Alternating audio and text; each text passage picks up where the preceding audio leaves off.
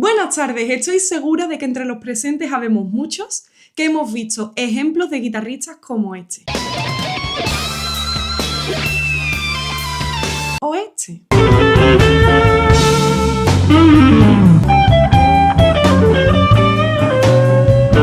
O estos otros.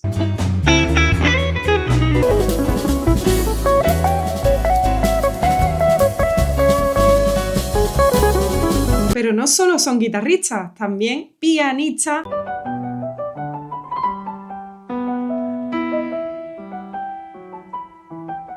violinistas,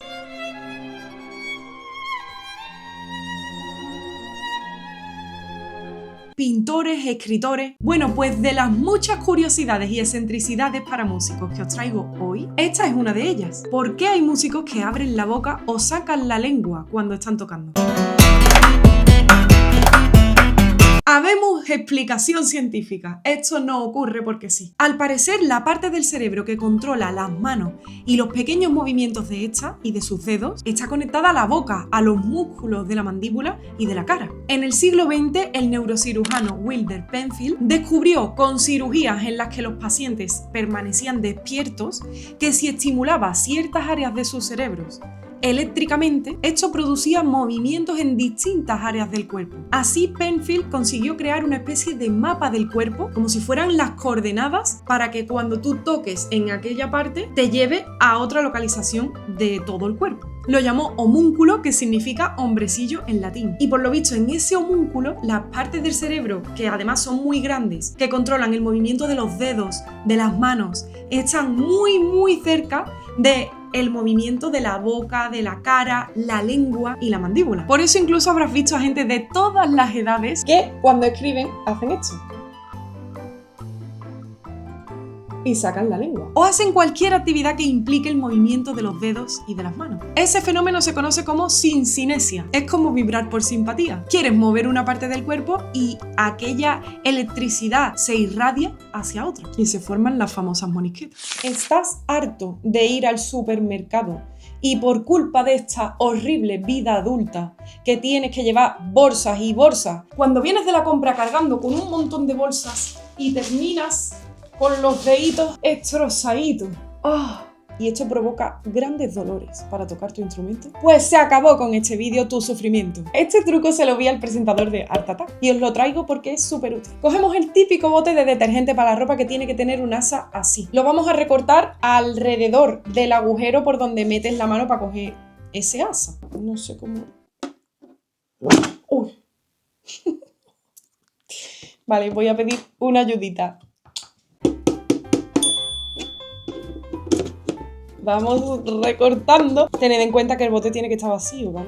Si no, va chorreado. No seáis como yo y limpiad el bote antes de cogerlo, ¿vale? Vale, he perfilado lo que tenía, le he quitado el tapón. Muy fácil, vas recortando alrededor del mango. Ahora, por donde tú agarrabas el bote, por donde tengo la mano, por aquí, vamos a hacer un corte, que además, si os fijáis, suele tener como una línea del plástico. Recortamos por la línea. ¿Lo veis? Que ya hay ahí como un corte.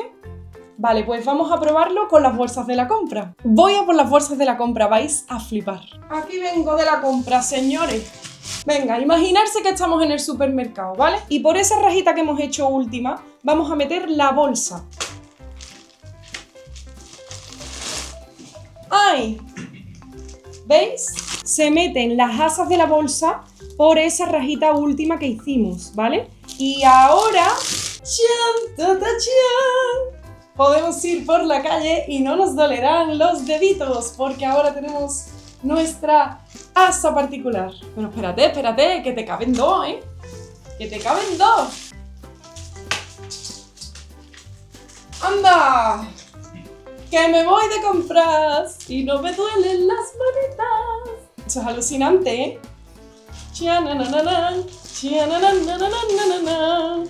Y cuando acabo... ¡ah! Mi mano está como nueva, no como cuando cojo las bolsas, que duelen. Se acabó el sufrir, es gratis, porque seguro que tienes un bote así en casa, de limpieza, de detergente, de desinfectante, de lo que quieras. Así reciclamos y ahorramos en dolor para las manos de los guitarristas. Te puedes hacer dos distintos y así puedes cargar varias bolsas con las dos manos. De nada. Siguiente curiosidad. ¿Te imaginas poder ver colores pero no poder cerrar los ojos y acordarte de qué color era? ¿O un sabor? ¿O un olor? Bueno, pues el oído absoluto lo que hace es recordar exactamente qué nota sonó. Todos podemos recordar melodías, cancioncillas y canturrearlas. Por ejemplo, ojalá que llueva café en el campo. Pero de lo que acabo de cantar, si lo comparo con la grabación original de esa canción, ojalá que llueva café en el campo. Ojalá que llueva café en el campo.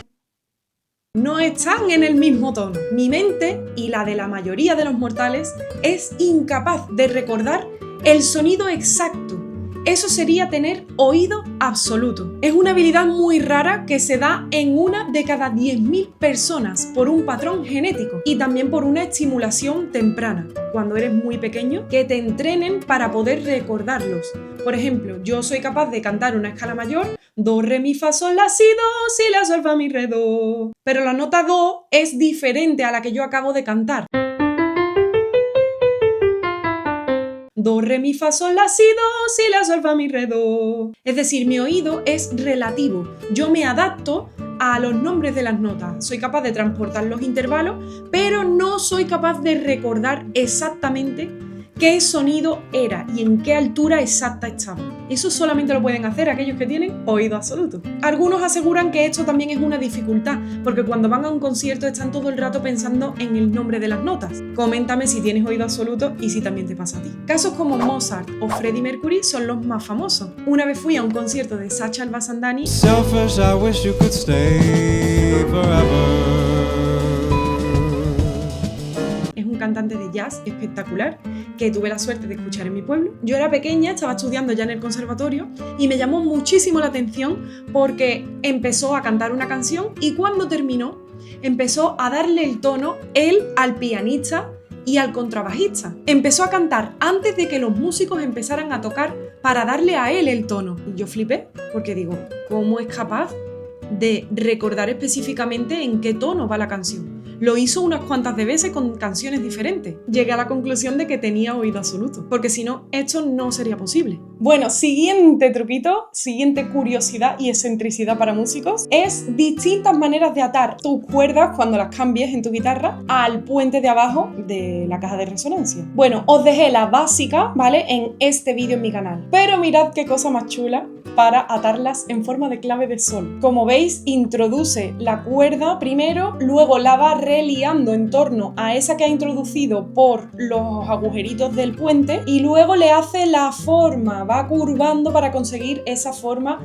de S de la clave de sol. Hay otra manera que es la que puso Emilio Pujol en su tratado, que os la dejo también aquí en una imagen porque es muy útil y además evita latigazos de la cuerda cuando se rompa. Y para cerrar este interesantísimo vídeo os dejo excentricidades de los grandes músicos de la historia. Todos nos preguntamos de dónde le vendría a Beethoven la inspiración, y a Rachmaninoff, y a Stravinsky, y a Mozart.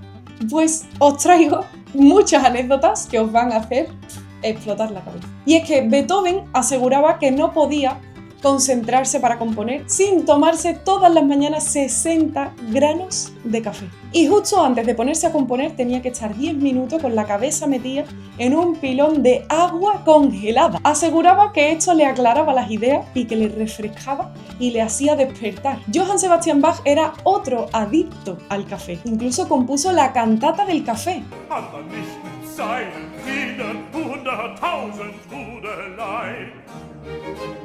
Es una de las primeras óperas cómicas que se conocen, lo que pasa es que la registró como cantata, pero habla y critica como de forma satírica la adicción que en aquellos tiempos ya la gente iba teniendo a consumir café.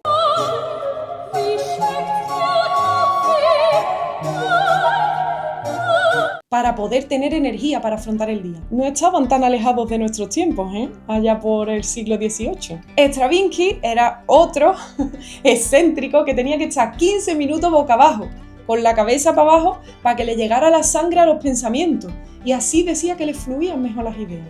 Eso se cuenta y se rumorea. Erik Satie, por el contrario, se negaba a comer cualquier alimento que no fuera blanco. Se pegó una temporada que nada más que comía arroz, coco, papas blancas, queso y alimentos ultra blancos, porque así decía que purificaba su pensamiento y que las ideas llegaban mucho más puras y originales. Cuentan también que Rajmáninov tenía que tocar un número de veces impar el piano Penny, Penny, Penny. justo antes de empezar a tocar, y que si alguien lo interrumpía tenía que volver a empezar este ritual para que todo saliera bien. ¿Tú también eres un excéntrico de la música? Si tienes tus propias manías muy peculiares antes de empezar un concierto o antes de empezar a practicar, a componer, a estudiar, a escribir, a pintar, cuéntamela porque estoy deseando de leerte en comentarios. Espero que os haya gustado mucho este vídeo lleno de curiosidades y excentricidades para músicos.